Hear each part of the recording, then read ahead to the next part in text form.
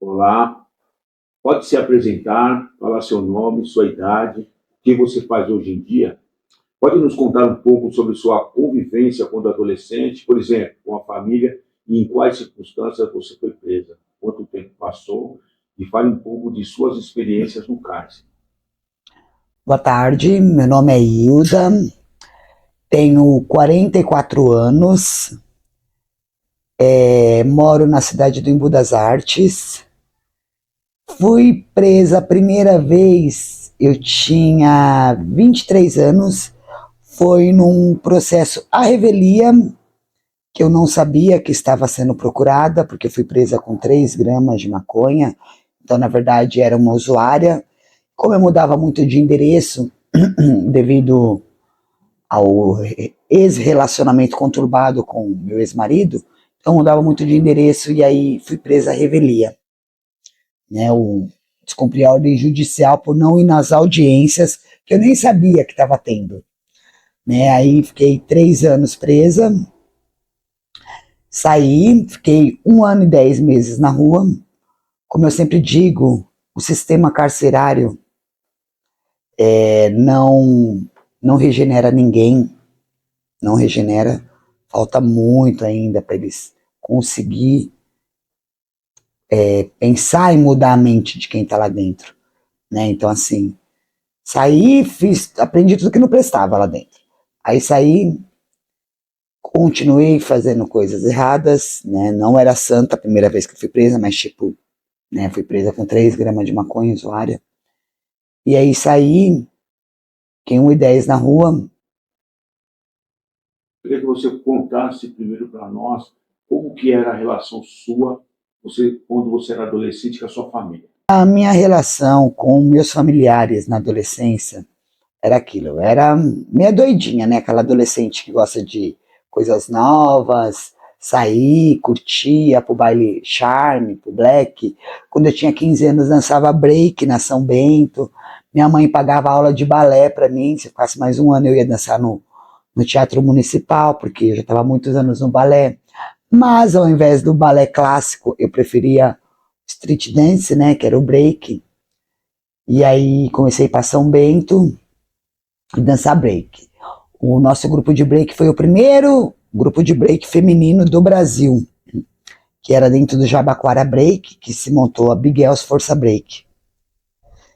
E aí começamos a dançar break, ir para os eventos, abertura de shows, Dr. MCs, que mais? Sistema Negro, esse povo tudo a gente estava ali envolvido.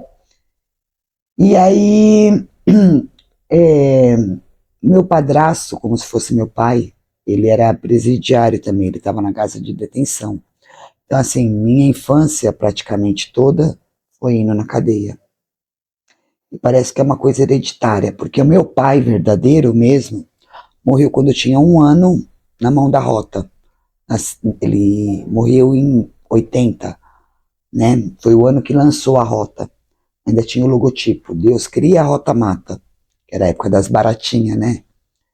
E aí a Rota invadiu a casa que ele tava ele, meu tio, que era irmão da minha mãe, que não era do crime, mas era o melhor amigo dele, e um amigo do meu pai que era criminoso. A Rota invadiu e matou os 3. E aí depois disso minha mãe se envolveu com outra pessoa, que também era do mundo do crime, e aí eu comecei a visitá-lo, eu tinha ele como meu pai, e aí parece que foi aquele círculo, né, vicioso na vida da pessoa. E aí eu cresci, falei, não quero mais essa vida para mim, quero uma vida diferente. Envolvi com um policial militar, achando que minha vida ia ser diferente. Policial é 10 vezes, quando é da pessoa, né? Quando é índole, né? Mas o policial ruim, quando é para ser ruim, ele é 10 mil vezes pior que o bandido. Porque ele é bandido 2 vezes. Bandido disfarçado atrás da farda, né? E meu ex-marido era do choque, do batalhão de choque. Então, assim, só para incluir no conteúdo, na cadeia mesmo, a maioria das minhas companheiras não sabiam dessa história. Se soubessem, até eu explicar que focinho de porco não é tomada, que ele que colocou droga na minha bolsa para mim ir presa às 3 gramas para ele ficar com a guarda da menina, que a gente já brigava pelo processo de guarda. Então, tipo, eu explicar tudo isso, eu já tava no seguro, né? E eu, independente de qualquer situação, eu sempre tive a minha conduta lá dentro, nunca caguetei ninguém, nunca andei com polícia, sempre tive minha disciplina. E se eu não pudesse ajudar, atrapalhar jamais. Mas assim, imagina o meu desespero toda vez que eu cheguei na cadeia em 2005, não era o giro, era o choque. Imagina quando falava o choque tá na cadeia. Eu pronto, ele vai entrar, vai contar que eu sou mãe da filha dele, vai me ferrar 2 vezes aqui dentro. Então era muito conturbado na minha mente isso, né? Mas enfim, graças a Deus, nunca aconteceu nada assim de extraordinário em relação a essa situação. Pelo contrário, depois de um tempo, eu estava lá, a segunda vez que eu estava presa, teve audiência de guarda da menina, e eu tô lá falando pra caramba dele no corroda pras meninas, mas não falei que era a profissão. Só falei que era bissexual, que era mesmo. E contava toda a história, e as meninas rindo das histórias com ele. Chegou a escolta, na hora que chega a escolta, quem chega? Ele. Falei, puta! Ele não falou nada, ele só cruzou e ficou lá no meio dos polícia, pegou a ficha das meninas, e eu quieta, tava mudo. Eu fiquei. Falei, meu, se ele abrir a boca aqui, acabou com a minha vida. Aí, o que eu fiz? Chamei a guarda da PEC, ela já até faleceu, ela era chefe de plantão, essa polícia. Chamei ela, falei, olha, meu ex-marido tá aqui na escolta, eu não posso ir com ele. Ele vai me ferrar com as presas. Ela volta lá que eu já vou lá te tirar. Voltei e tô lá quieta. Aí na hora que ele pegou a minha ficha lá, essa aqui não vai, essa aqui é auto-escolta. Não, mas é fórum não, mas o fórum das meninas é criminal e o dela é família, porque o dela é a guarda da filha dela. Então ela, eu vou chamar auto-escolta. Chamou auto-escolta, os polícia veio me xingando. É uma vadia, vagabunda, ex-mulher de policial, e tá presa? É, ex-mulher de policial e tô presa. Porque bandido é 1000 vezes melhor do que polícia. Envolvi com bandido agora. E tipo assim, eles me tirando e eu também, tipo, não ia ficar por baixo, mas eles não podiam fazer nada. Aí teve audiência, aí na audiência eu falei que eu queria ver a minha filha, que fazia 3 anos que eu não tinha nem notícias dela, que ele sumiu com a menina. Nem eu, nem minha família, ninguém tinha notícias da menina. E aí ele falou que não ia levar a menina no presídio. Eu falei que tinha visita administrativa, que ele não ia ter contato com as presas e nem eu poderia deixar que isso acontecesse porque iria me prejudicar. Mas na administrativa tinha e ele poderia muito bem se levar a menina para me ver lá, que eu precisava ver minha filha. Aí a primeira visita que ele foi levar a menina, a primeira, ele falou assim, olha, você sabe que eu posso mandar te matar aqui dentro. Ele era amigo do cara que fazia o criminal lá, o exame criminal, você acredita, morava na rua dele. Aí ele falou assim, eu posso mandar te matar, o doutor Maurício é meu amigo, que era o diretor da cadeia. É meu amigo. Falei, jura? Não, você não pode me matar. Eu já tive muito medo das suas ameaças quando eu era casada com ele. Ele fazia roleta russa em mim. Roleta russa. Eu já tive muito medo das suas ameaças, hoje em dia acabou. Ele vinha com o carro do choque na casa da minha família, o carro do choque nem anda nas quebradas. Ele ia com o carro do choque ameaçar a minha família, ameaçar os caras das bocas, falando que se não falasse onde eu tava, eles iam invadir as bocas e falar que foi eu e minha mãe que deu. Pra você ver o inferno que eu passei já. E eu era muito jovem quando eu me envolvi com ele, tinha 18 anos. Então eu morria de medo. E aí aconteceu tudo isso, e tava aí, conheci uma outra pessoa que é o pai do meu filho, que era bandido, era, né, do outro lado da moeda, e falou pra ele, se você mata, eu também mato. Só que você é de um lado da moeda e eu do outro. Se você encostar um dedo nela, minha conversa com você vai ser outra. Não tenho medo de você. Aí ele, porque ela é isso, que é aquilo. Não, ela não é nada disso, ela é isso pra você. Hoje em dia, ela é minha mulher, ele foi muito homem nisso. Falou, ela é minha mulher e mãe da sua única filha. Então você respeite ela como mãe da sua filha. Aí ele tipo, baixou a guarda, né? Mas enfim, sempre dando uma cutucadinha ali, querendo me espetar ali, querendo me ferrar de alguma forma, por causa da menina, porque a gente brigava pela guarda dela, né? A vida inteira a gente brigando pela guarda dela. Tanto é que no dia dessa audiência que ele foi pra escolta, chegou lá na audiência, ele começou a falar um monte de coisa. Eu, algemada, tinha o advogado do Estado, ele arrumou os melhores advogados de São Paulo para defender ele. Eu com o advogado do Estado, porque eu estava presa, minha família não tinha condições, e tinha um rapaz do lado. E eu contando toda a história, e o rapaz só falou assim, aí eu vi que o rapaz estava olhando, mas falou, não, pode continuar falando, moça, eu sou promotor. Foi a minha sorte, eu não sabia, mas estava ali. E o advogado perguntou para mim, olha, resume aí um pouco da história de vocês, da guarda da criança. Eu falei, olha, a gente briga pela guarda da criança desde quando ela tinha 3 anos, que foi quando eu me separei dele. E eu não vou falar muito não, mas está tudo nos autos. Todos os BO que eu fiz, tudo que aconteceu entre a gente. Então tá, tem muita coisa nos autos ali, tem como provar. Aí tá, aí ele começou a falar que eu era bandida, que eu era envolvida com o PCC, que eu isso, que aquilo outro.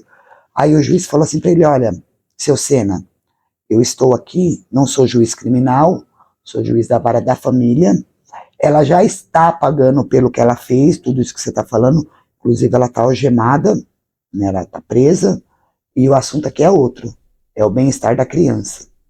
A gente está aqui para ver o que é melhor para a criança. Aí, conclusão, ele teve que levar a menina para mim, né, uma vez por mês. Primeira visita da menina, ele chegou me ameaçando, falou que ele conhecia todo mundo, que ele podia mandar me matar. Aí eu já dei uma surtada, comecei a gritar, falar que ele não podia me matar lá dentro, e que ali, eu presa, o Estado tinha que me defender. Se acontecesse qualquer coisa comigo, era responsabilidade do Estado, entendeu? Aí passou. Aí eu peguei e falei para as policiais, lá para as assistentes sociais, Hilda, pelo amor de Deus, é isso que ele quer, é a jogada dele, é para você perder a cabeça mesmo, e ele não trazer a menina aqui, o cara é policial, você tá presa, é a primeira visita, você já começa a fazer isso daí, Hilda, você vai perder o direito de visita, não faça isso. Eu falei, então tira ele da minha frente, porque a visita é da menina, não dele. Eu não sou obrigada nem a respirar o mesmo ar que ele. E vocês, como assistente social, vocês têm a obrigação de ir lá na portaria, na primeira portaria, pegar a menina e trazer aqui. Eu não sou obrigado a olhar para a cara dele. Já estou pagando pelo meu erro, não quero ver. Aí depois disso só entrava a menina. Aí ele tipo testava, colocava a menina lá dentro. A menina entrava com o telefone, que ele não deixava revistar a menina na portaria, com fone, para ver se eu ia pegar, né? Tipo assim, ela, porque era coisa cara, que não entrava na cadeia, né? E minha filha ia me ver pequenininha, entrava com o telefone, com o fone, tipo, ela vai pegar e eu vou ferrar ela, né? Eu nunca peguei nada, que eu morria de medo, eu me tremia quando eu via, começava a me tremer. Foi que no dia da audiência eu falei, a gente briga tanto, é uma briga fútil, em vão, é tudo vaidade, porque daqui a pouco a menina cresceu, você nunca vai deixar de ser pai, eu nunca vou deixar de ser mãe, ela nunca vai deixar de amar os dois, e tudo isso daí que a gente tá brigando vai ficar para trás. E olha o que aconteceu esses dias, a minha filha se formou em Direito, ele pagou o convite para mim ir, falou que fazia questão de eu ir, que ele pagou a faculdade dela, formou ela, mas a formação dela dependeu muito de mim também, porque foi importante, muito importante a minha volta para ela, que foi quando ela entrou na faculdade, né? Eu voltei. Então, tipo, fez toda a diferença para ela se formar. Aí no dia ainda eu falei, tá vendo? Tava eu, a atual dele, a ex dele que ajudou a criar ela. Falei, tá vendo como foi tudo em vão? Você lembra no dia da audiência que eu te falei? Hoje em dia ele é aposentado já. Falei, você lembra que eu te falei que era tudo vaidade? Olha aí. Ele, eu formei, agora ela vai ser juíza, porque eu vou formar minha filha juíza. Falei, que bom, que os anjos digam amém. Porque, tipo, ela mesmo fala, mãe, eu não sei como você se envolveu com meu pai. Meu, nada a ver vocês dois, nem a conversa de vocês dois, que a gente não nem conversa, porque ele tipo, gosta de dar umas espetadas, eu não vou abaixar minha cabeça, entendeu? Então, tipo, fica naquelas, né? Mas assim, ele, como pai, foi sempre um excelente pai, não tenho o que falar, como marido, foi um péssimo marido, mas enfim, vamos aí. E assim, a segunda vez que eu fui presa, Fiquei 1h10 na rua. Aí voltei. Voltei, no dia que eu fui preso, os polícia queriam meu irmão. Porque meu irmão caiu, deu um perdido nos polícia. Um dos polícia caiu, quebrou a clavícula. Aí no outro plantão eles vieram atrás do meu irmão, não acharam eu. Aí me levaram, que viram que a filiação é a mesma. Forjaram um monte de droga, não era santa, eu não era santa. Mas na hora eu não estava fazendo nada. Tava tudo guardado a mercadoria porque eu ia almoçar. Aí eles vieram, viram que, né? Aí forjaram e me levaram. Estava grávida, não sabia que estava grávida. Aí fiquei 27 dias no Curral do Tabuão. Quando fui para Franco da Rocha, aí cheguei lá, aí na triagem pergunta, né? Tem algum problema de saúde e tal? Não, não tenho nada, mas eu acho que eu tô grávida. Cheguei lá em março, na cadeia, março de 2010. Tem algum problema de saúde? Não, não tenho nada. Mas, eu falei, mas a minha regra tá atrasada desde novembro. Novembro? Dezembro, janeiro, fevereiro, março. Não, você não tá grávida de 4 meses. Nunca, você não tem nem barriga. Se tiver no máximo de 2 meses. Falei, tudo bem. Só falei, tudo bem. Marca o exame pra ela. Quando o exame saiu, minha barriga já tá desse tamanho. Tava estufada, porque demora, tudo na cadeia demora. Já tava estufada. Minha mãe foi me ver, ela levou um susto. Ela, minha filha, eu falei, eu tô grávida. Eu falei pra minha prima no Curral, falei, Renata, pior de tudo que eu acho que eu tô grávida. Ela, prima do céu, eu falei, eu acho. Não tenho certeza, mas eu acho. Aí no Curral eu tive um sonho muito louco. Sonho espiritual, tipo, eu tava no Jardim de Primavera. Sabe aqueles lugares de Roma, que tem aquele monte de pilastra? Aí tinha um monte de leão. E os leões vinham correndo atrás de mim pra me pegar, os leões criavam vida. Aí, tipo, do nada passava um bebezinho. Do nada passava um bebê. E eu conheci esse bebê depois, não era meu filho, era o filho da Teca, a mulher do MG, lá de Marília. Ela teve gêmeos.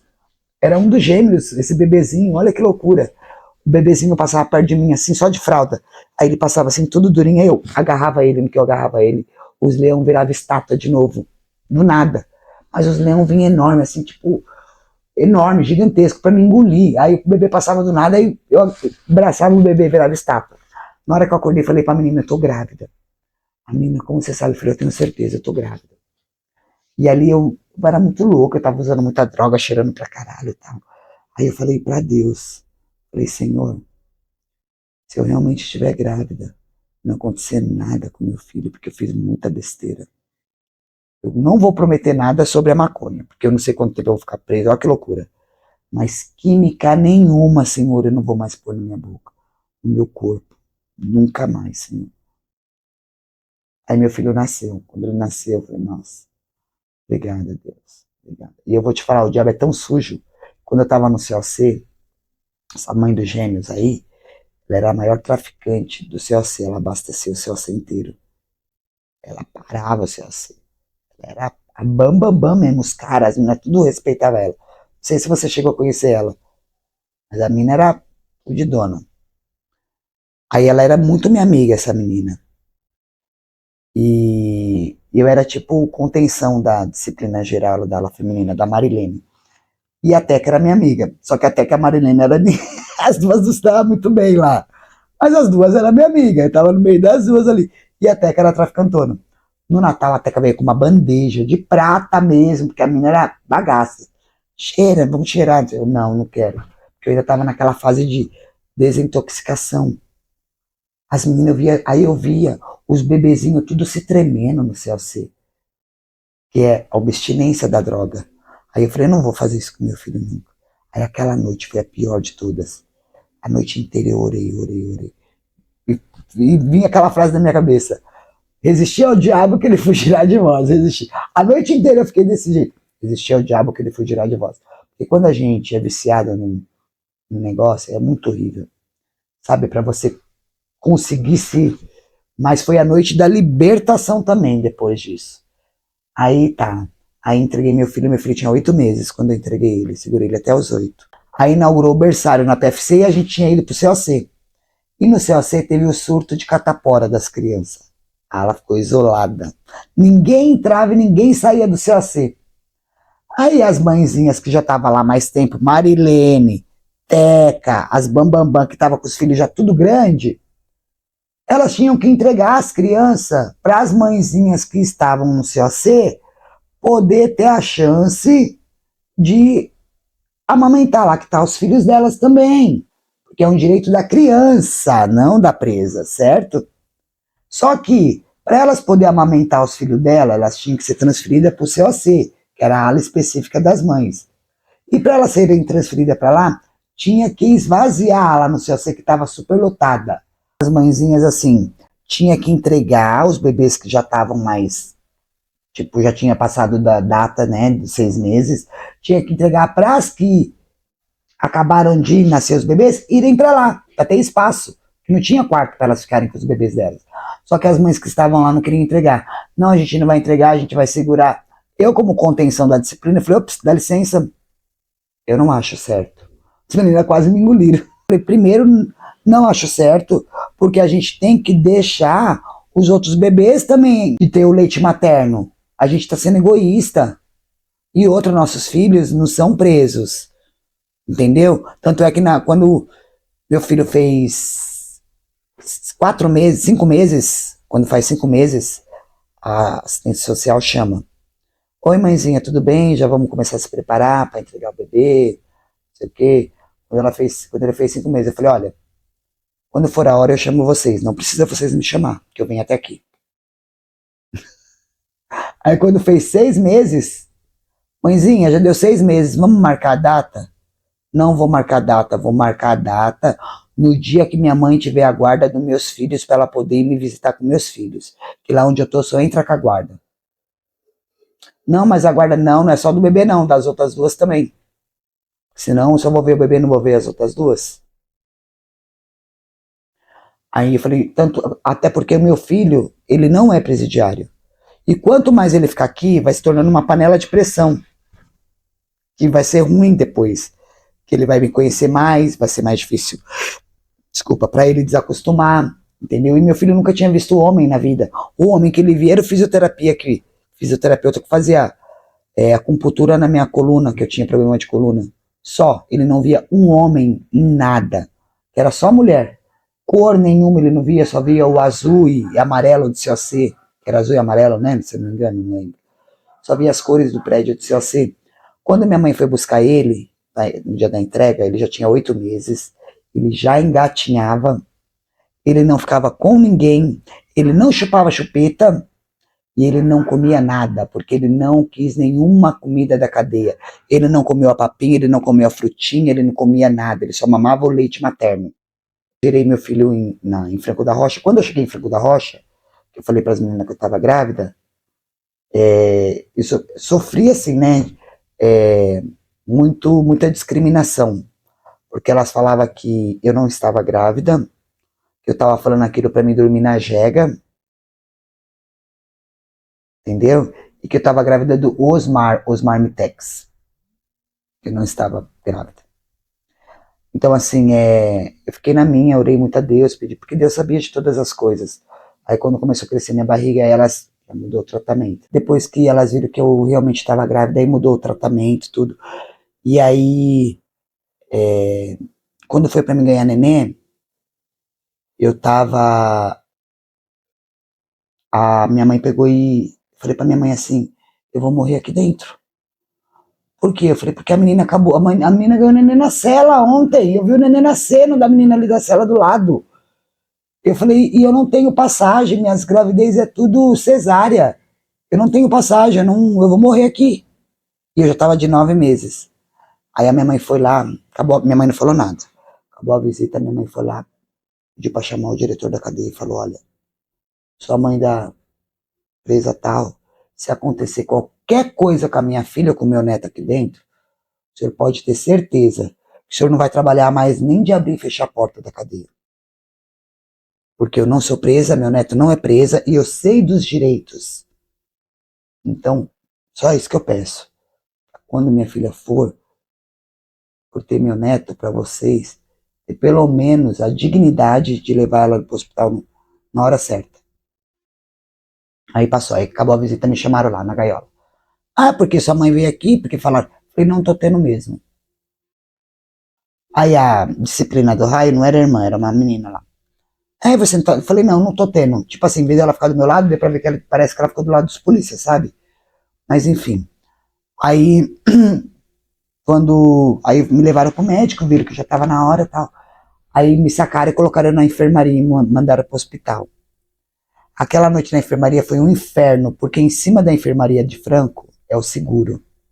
E tava Matosão em cima. Não sei se vocês já ouviram falar da Matosão. A Matosão era da gangue dos palhaços que arrancava os órgãos das crianças para vender. Da gangue do palhaço da perua, lembra? Dessa história dos palhaços das peruas? Era a Matosão, o nome dela é Matosão. Tava Matosão lá. E essa mulher infernizou a noite inteira, por isso que ela ficava gritando. Colocou fogo na cela, colocou fogo no colchão. Foi um inferno, mas enfim. Aí eu peguei e falei, como faltava 2 dias ainda para mim ir pro hospital, falei, eu não quero ficar na enfermaria, eu quero voltar pro raio. Não, mas você não pode, não, mas eu não quero ficar aqui, quero ir pro raio. Porque não tem paz aqui, o seguro é aqui em cima, moço, não tem como dormir. Possível. Aí me colocaram pro raio. Aí no dia de eu ganhar neném mesmo, foram e tal. A médica foi super tranquila, me trataram super bem. Fui algemada. Aí chegou lá no hospital, a médica pegou, pediu para desalgemar eu, porque lá eu não era preso, eu era paciente. Eu tava ali pra, né, pra ganhar neném. Aí me desalgemaram na hora do parto. Acabou o parto, acabou de me costurar, já algemou de novo, que eles algemam no pé, na maca, né? Já me algemou de novo. Aí fiquei no hospital, aí depois fui pra PFC, fiquei um mês lá na PFC com meu filho. Conheci bastante menina lá, bastante estrangeira na PFC. Tem uma que conversa até hoje, a Ireri, ela foi embora pro país dela, pro México, pensa em voltar pro Brasil, mas é uma menina que sofreu muito também na PFC. A auréola do bico dela, Ellen, saiu na hora dela amamentar, tipo, ela ficou, imagina, ela é a mãe de primeira viagem ainda, a menina num país que ela não conhecia nada, nem ninguém, difícil. Aí da PFC fomos pro COC, aí foi quando teve a epidemia de catapora, as meninas não queriam entregar os bebês para as mãezinhas que estavam na PFC vir, e aquele auê, aí muitas mãezinhas que estavam na PFC não tiveram nem a chance de amamentar os filhos delas, porque tiveram que entregar antes do prazo, sabe? Aí depois foram para lá, depois que eu saí de lá também foram para lá, e aí eu não sei, e aí quando eu entreguei meu filho, depois de uma semana, eu voltei para Franco da Rocha. Quando meu filho foi me ver a primeira vez, minha mãe falou que quando ela tirou ele do COC, ele estava dormindo.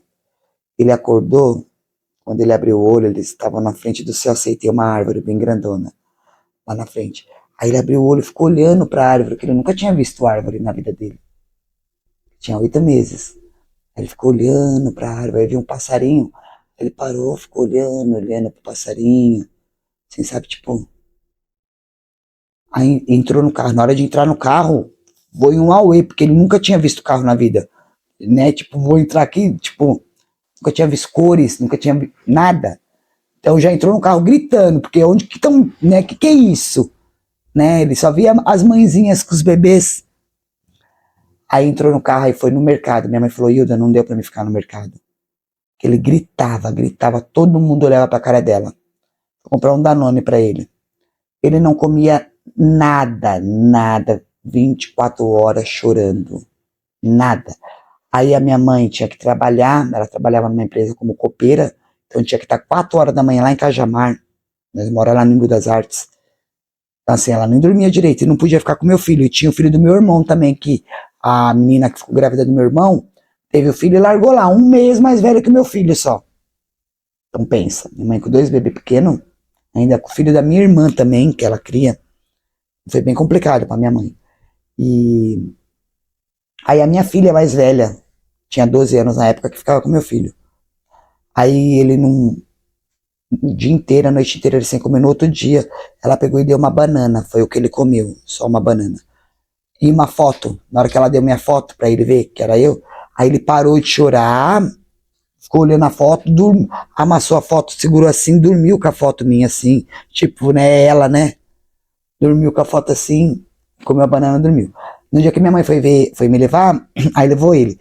E Franco da Rocha, você tirou Franco? Tem o aquário, né, não sei se você sabe como que é lá, né, mas tem aquário, e tem já o pátio, e os raios assim, né, as celas. Aí minha mãe entrou assim na gaiola com ele, e eu tava no pátio, e ele já olhou pro pátio. Tipo, ele entrou e já ficou olhando pro pátio grande. Só que ele não me viu na frente dele. Como minha voz é bem rouca, né, irreconhecível, aí eu, João Vitor, no que eu falei assim, ele já parou de olhar e olhou pra mim. No que ele olhou pra mim, ele já levou aquele susto, ele, tipo, é ela, né? Levou aquele susto, me deu os braços e começou a chorar. Tipo, é ela que eu tava procurando, onde ela tava, né? Que ela me deixou, me abandonou, tipo assim, né? Começou a chorar. Aí eu peguei ele ficou ali comigo, aí eu fui dar o peito pra ele pegou um pouquinho assim, mas ficou meio assim, porque tipo, né? Ele ainda mamou as duas vezes e tal, mas ele ficava meio assim, todo arisco, ele era, até hoje ele é muito arisco, ficava meio arisco assim. Aí, na hora de ir embora, ele já ficava com raiva de mim. Porque, tipo, só eu tenho que vir aqui. Ele não entendia que ele era pequenininho, mas ele chegava já todo, tipo, alegre. Na hora que ele via já o povo pegando as sacolas, tal, ele já fechava a cara pra mim. Não queria mais conversa comigo. Ele não queria conversa comigo. João, vamos brincar, mãe e tal. Não queria mais conversa comigo. Nada mais, tipo, sabe? Aí na hora de ir embora ele ficava me puxando. Eu não podia ir, né? Não podia ir. Aí ele foi crescendo, começou a falar. O que é aqui? Aqui é meu emprego, filho. Mãe tá trabalhando. Aí teve um dia, eu nunca esqueço, eu tava na PE já. Aí ele falou assim pra mim: você falou que aqui é seu emprego, né? É, meu emprego. E por que você não pode ir embora com a gente? É porque eu tenho que morar no meu emprego. Não, mas aquela mulher tranca você lá dentro do quarto antes da gente ir embora. Ela te tranca lá, que não é seu emprego. E aqui é uma cadeia. Que é uma cadeia, eu já sei que aqui é uma cadeia. Aí, sabe, tipo, trabalhar a mente dele. Depois, com o tempo, eu nasci aonde? Aí veio a segunda pergunta dele. Eu nasci aonde? Você nasceu num hospital, filho. Não, mas aonde? Eu nasci na cadeia? Tipo, trabalhar de novo a cabeça dele a respeito disso, sabe? Até hoje eu trabalho na cabeça dele. Só que a cabeça do meu filho é tão mudada, não que eu coloco o bandido como. Nada disso. Mas assim, eu mostro para ele que a vida errada só traz sofrimentos, entendeu? A gente tem o caminho que a gente quer.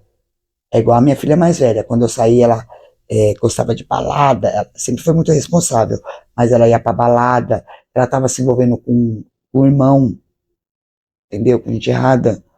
O irmão era meu amigo, mas eu falava, você é meu irmão, ou você é meu amigo, meu amigão, mas você não serve pra ser meu genro. Por quê? Porque você é bandido, cara. Você é bandido, mano. Eu vou querer o quê, pelo amor de Deus? Você acha que você ia querer sua filha envolvida com bandido?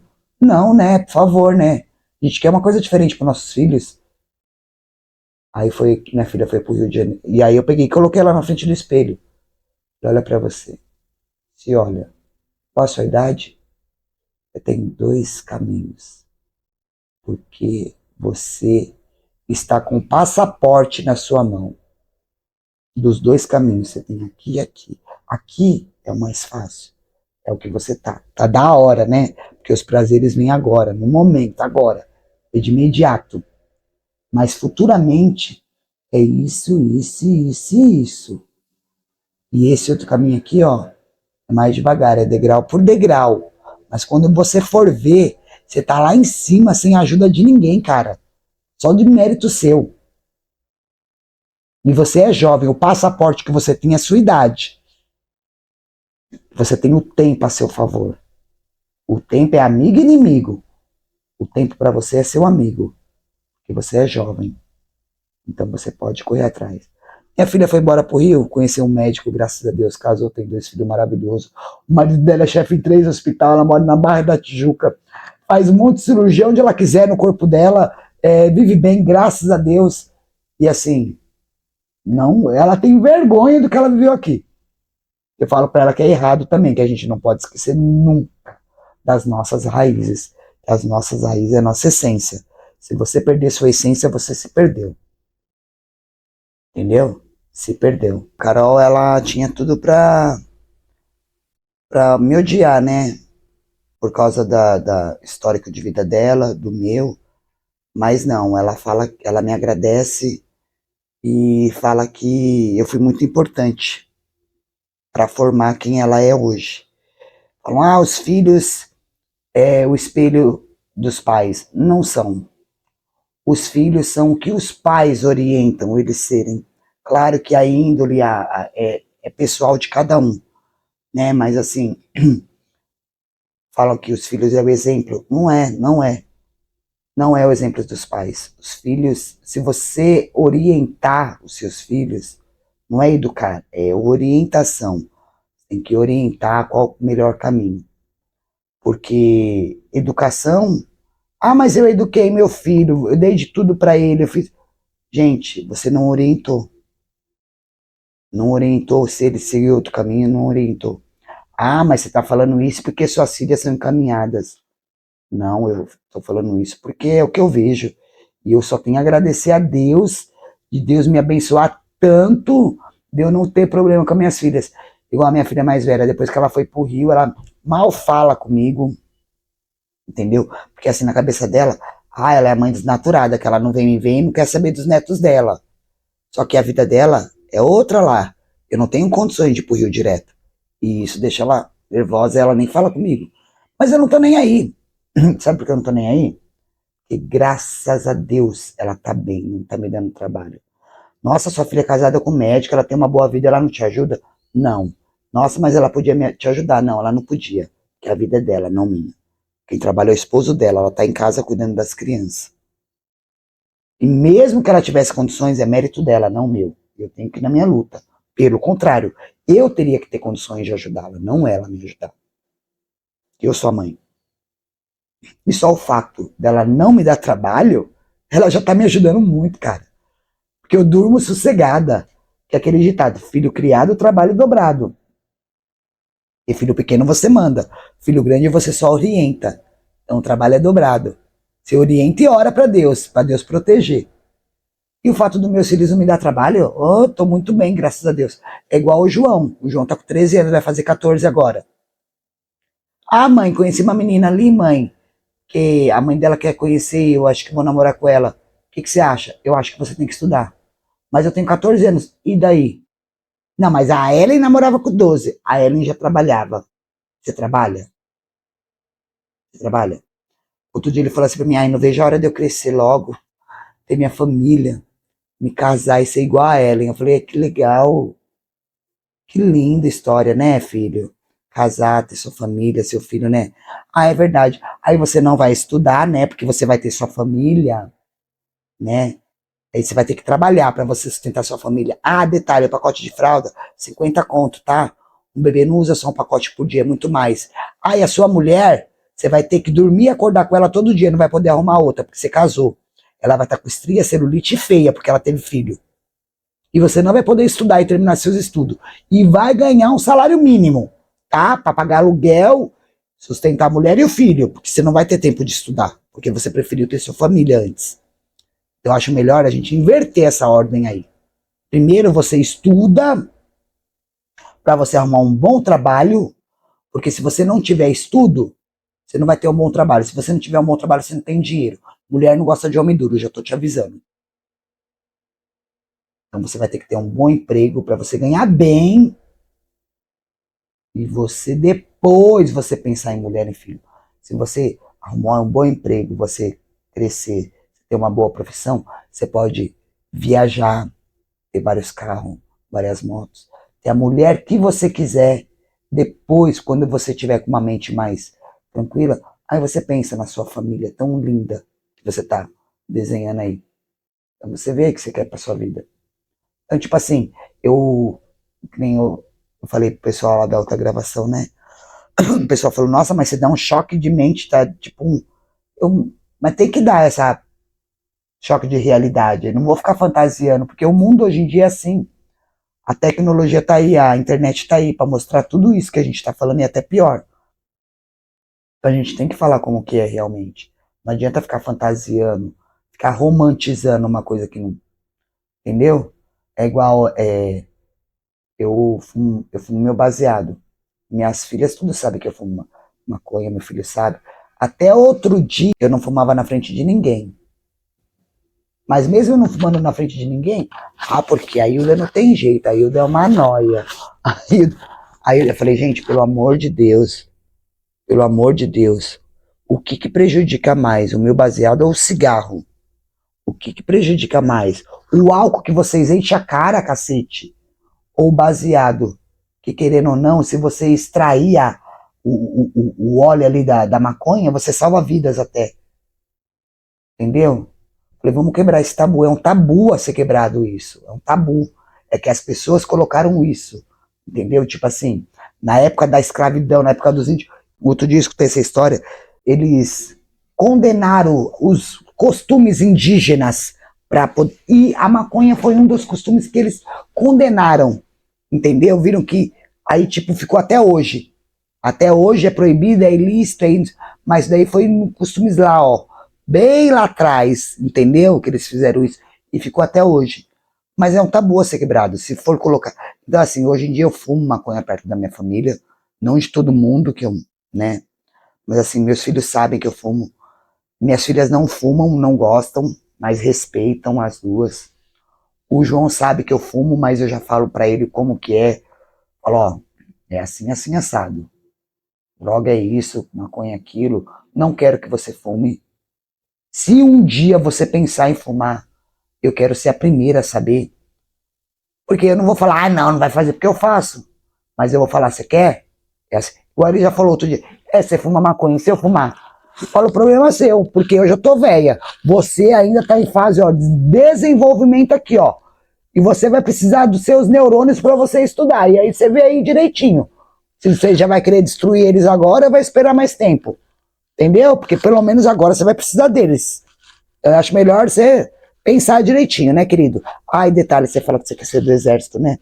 No exército não aceita maconheiro, não, viu? Só pra você saber. Então, tipo assim, não é porque eu fumo que eu vou fazer apologia pra eles. Não, é meus filhos, eu não quero nunca ser louco, nem pra eles, nem pra ninguém. Até porque eu já tenho minha opinião formada, eu já, entendeu? Eu fumo, mas eu não sou nenhuma noia que fica, ai, não. Tudo tem seu momento. Eu queria que você falasse um pouco de como foi você entregar seu filho, né? Que você teve dentro do cárcere. Então, quando eu entreguei ele, foi assim, eu comecei a me preparar primeiro psicologicamente, que é difícil para mim também. E tinha que preparar ele, que é a primeira, quando vai entregar as crianças, em 4 meses começa a vir a papinha, que é as frutinhas. 4 meses e meio vem a fruta normal para raspar e dar para criança. Primeiro vem a fruta batida, depois vem a fruta para raspar e dar. Depois, com 5 meses, vem a papinha, que é a sopa batida para criança. 6 meses, o papão. Quando vem o papão é porque já é para entregar. Tchau, já foi. Tipo assim, é a sopa em pedaços, que é para a criança aprender a mastigar, ela poder comer na casa dela, né? Não depender do leite materno. Só que meu filho não pulou todas essas fases, ele não quis comer nada, nem fruta. Então foi mais difícil para mim. Essa era a minha maior preocupação. Ele não se alimentar direito, fora a ausência, né? Ele só via eu, né? Então, tipo, a falta que eu ia fazer para ele. E no começo foi muito difícil para ele, porque ele não ficava com ninguém, só ficava com a minha mãe e com a minha filha. Para trabalhar, minha filha tinha que ficar com ele 24 horas, porque ele tinha que ter uma foto minha para ele ficar vendo eu. Senão, tipo, né? Saber que, ó, a gente conhece ela, a gente tá cuidando de você, tipo, alguém familiar. Acho que na cabecinha dele, né? Foi bem complicado, bem complicado. Ele já estava engatinhando, já tinha 8 meses e nunca tinha visto homem, nunca tinha visto só as mulheres e as crianças lá no CLC. Então foi bem difícil. Quando eu saí da cadeia, eu fui na escola, a professora, na verdade, mandou me chamar. Falou, mãe, eu sou professora, 20 anos. A gente sempre soube o quão é importante os pais ter o acompanhamento dos filhos, mas eu nunca tinha visto isso na minha vida. O João Vitor, depois que a senhora voltou, ele mudou completamente o comportamento dele. O João Vitor era uma criança briguenta, era uma criança chorona, não podia falar com ele que ele já chorava, ele era isolado na dele, não falava com ninguém, não conseguia se concentrar. Depois que a senhora voltou, o rendimento dele é assim, ó, de 0 a 100 na escola. De 0 a 100. Isso vem com uma pergunta que nós vamos fazer para você. Como a experiência na prisão afetou a sua saúde mental e emocional, fazendo enfrentar todas essas situações adversas? Quais as estratégias que você usou para lidar com o estresse e essa pressão psicológica? Então, eu acho que a Hilda antes de cadeia é uma, Hilda pós-cadeia é outra. Porque não tem como a mente da pessoa ser a mesma, né? Impossível. Impossível. Nós mesmos, o sofrimento faz uma lavagem cerebral no ser todo da pessoa, não tem como. Você aprende a conviver com a solidão, é aí que entra a parte que eu falei que a gente, quando o ser humano aprende a lidar com a solidão consigo mesmo, ele aprende a conviver, ele vive melhor. Porque a pior coisa que tem dentro da cadeia é a solidão, fora os outros problemas cotidianos. Mas é a solidão. Porque você está num monte de gente, com um monte de gente que você não conhece. Então você está sozinho, é você e Deus. Claro que com o tempo vai agregando, você vai conhecendo pessoas, como eu conheci pessoas maravilhosas naquele lugar, você entendeu?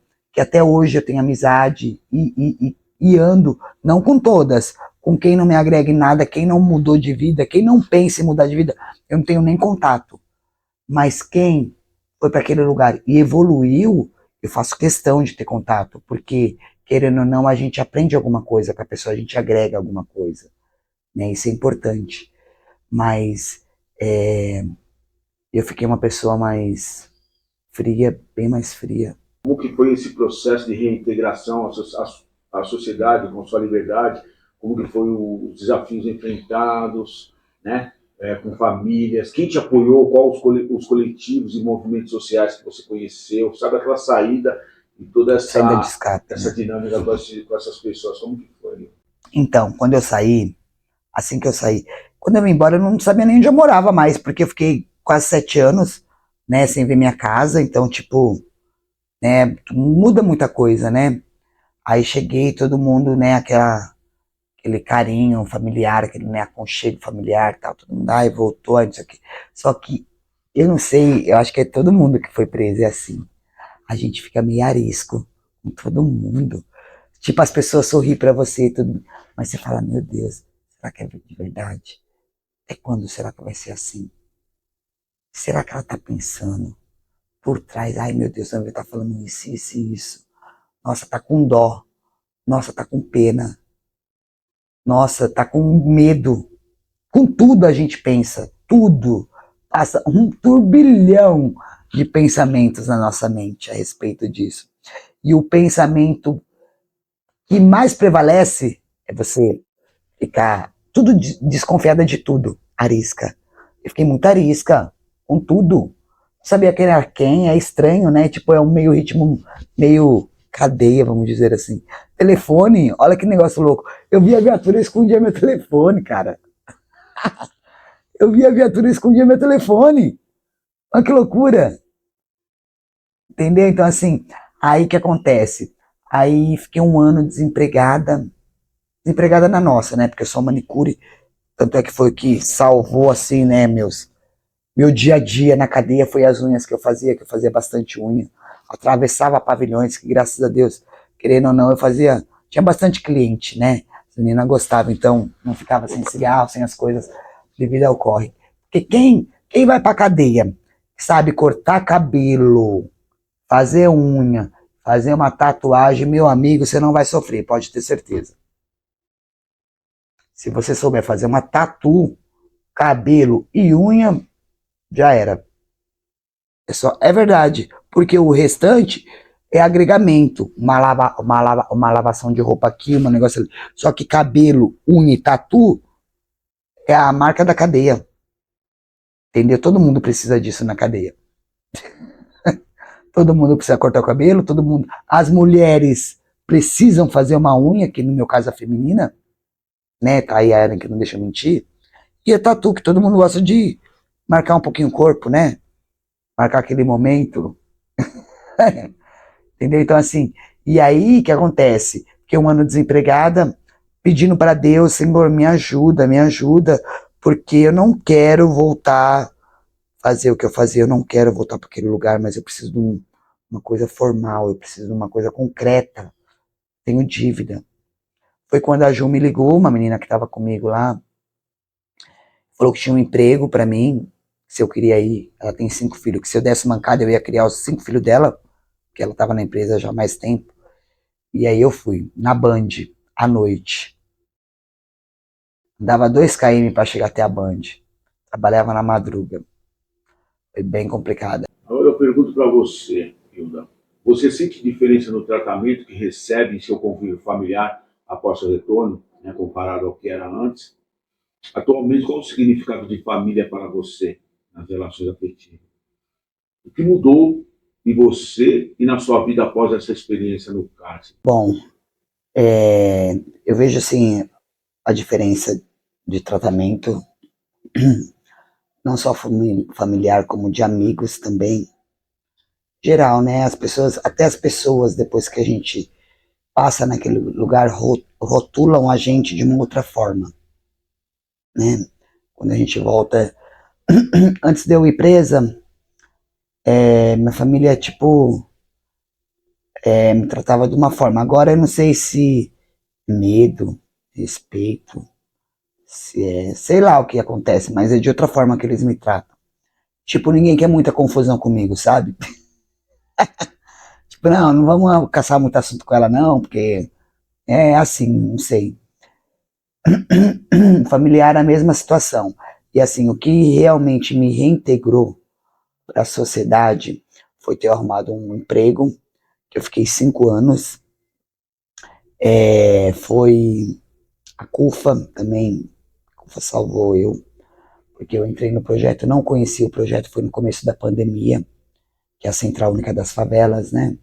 Aí me chamaram para participar do projeto, e aí o primeiro trabalho que a gente fez foi entregar o chip, 350 chips, com conteúdo da Unesco, 6 meses de internet da TIM, banda da TIM, para as crianças poderem estudarem no período da pandemia e as mães fazerem curso, que todo mundo fica em casa, né? Então tinha esse benefício para as mães poderem fazerem cursos, serem empreendedoras e os alunos estudarem remotamente em casa. E aí depois disso daí foi cesta básicas, outros projetos, e aí eu fui me integrando mais no social, fui aprendendo a diferença do social e socialismo. Tamo aí. Isso me fortaleceu bastante, eu poder ajudar as pessoas, porque quando a gente ajuda o próximo, é uma satisfação tão grande que você está se ajudando muito mais do que você está ajudando o próximo. É um negócio surreal, espiritual, não tem como explicar. É muito gostoso você poder dar ao invés de receber. Muito maravilhoso. Eu queria perguntar para você o seguinte: quais experiências que o cárcere lhe ensinou sobre si e a vida, né? E o que teria para falar para quem está tendo dificuldades no sistema prisional? Bom, o que o cárcere me ensinou sobre a vida foi que a gente, primeiramente, tem que ter prudência em tudo que a gente vai fazer. Palavra, responsabilidade e o que a gente define o que a gente quer da nossa vida. Você é a bússola da sua vida. você vai para onde você quer, entendeu? Só acontece com a gente o que a gente quer. Claro que tem muita gente lá dentro que tá de laranja, tá inocente, que eu vi muito caso assim, né? Mas assim, vamos colocar 70% do pessoal que tá preso tem culpa. Vou colocar 100 porque não é. 70% do pessoal que tá ali tem alguma parcela de culpa por estar ali. Pode não ser totalmente, mas parcialmente sim. E que hoje em dia a cadeia tá muito mudada. Não tem mais espaços, não tinha, já não tinha naquela época. Eu passei por 2 rebeliões na cadeia. Então assim, não tinha espaço, agora tem menos ainda. Cada vez estão se fechando mais os espaços, os benefícios. Quem está lá dentro, que eu tenho para dizer, tentar fazer alguma coisa para ocupar a mente, para quando sair evoluir. Você entendeu? Que seja ler um livro, estudar, tentar fazer um curso, tentar trabalhar, remir a pena de alguma forma. Quem não terminou os estudos, termine, porque é isso daí que vai mudar você quando você sair. É isso daí que eu tenho a dizer. Isso. Você ouviu, né? O que você ouviu falar sobre o massacre no Carandiru e dizer para nós o que você pensa a respeito sobre esse episódio, né? Que foi dia 2 de outubro de 1992.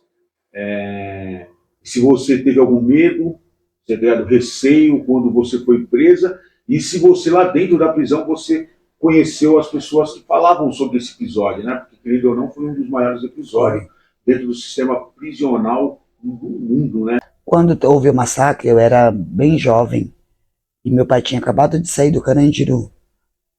Tipo, por um lado, não pelas pessoas que se foram, mas por ele, eu fiquei aliviado dele não estar lá dentro, que senão ele não teria sobrevivido, né?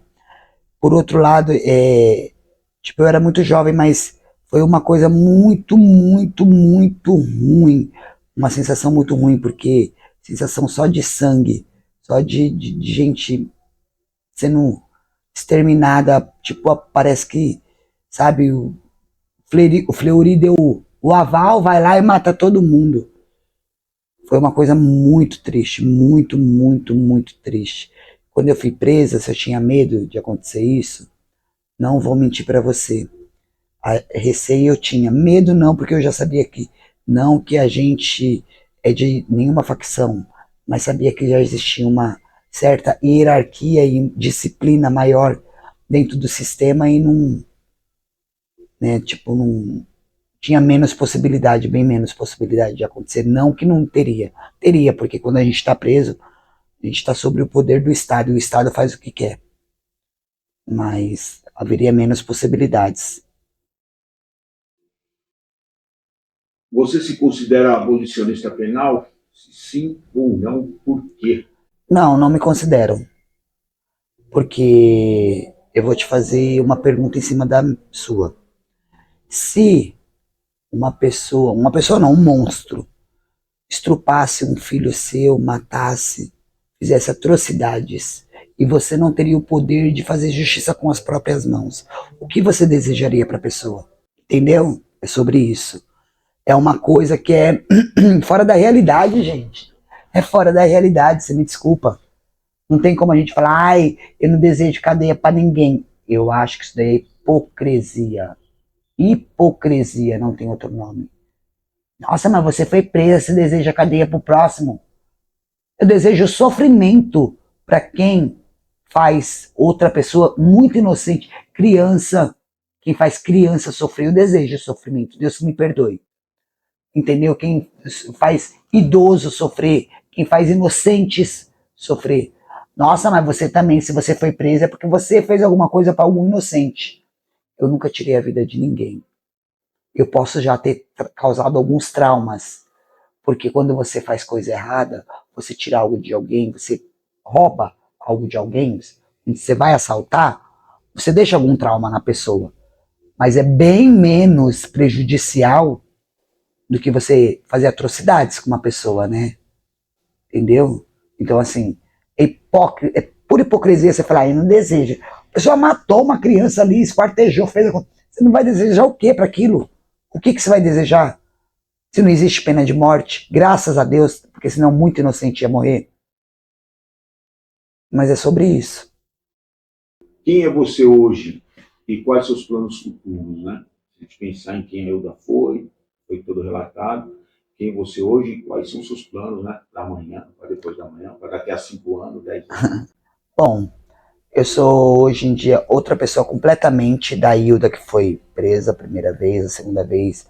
Hoje eu sou uma mulher forte, determinada, que sei o que eu quero, luto pelos meus objetivos. Ai, quais são os seus objetivos? Meu, vou fazer 45 anos daqui 2 meses. Eu não quero ficar rica, eu não quero nada disso. Eu quero ter uma qualidade de vida boa para minha velhice. O que é isso? Não se matar de trabalhar, mas precisa trabalhar, mas ter uma boa qualidade de vida, entendeu? Terminar de pagar minha moto, pagar minhas contas, ter uma casinha, entendeu? Boa, tranquilinho, igual diz na música, uma casinha branca, fazenda, verde. É isso que eu quero, entendeu? É isso que eu quero pro meu futuro. Eu quero ser totalmente diferente de quem eu fui um dia, só isso. Não quero mais, nunca mais sair da que eu fui. Não por ninguém, por mim mesmo, primeiramente. E depois pelos meus, né? Porque quando a gente faz algo de ruim pra gente, você não tá afetando só você. Você tá afetando todo o ciclo ao seu redor que te ama. Porque você não tá fazendo só pra você. Você tá fazendo pras pessoas que te amam, porque elas se preocupam com você. Então, quando o ser humano entende que a vida dele não pertence a ele, pertence primeiramente a Deus e às pessoas ao seu redor, ela pensa mais no que ela vai fazer.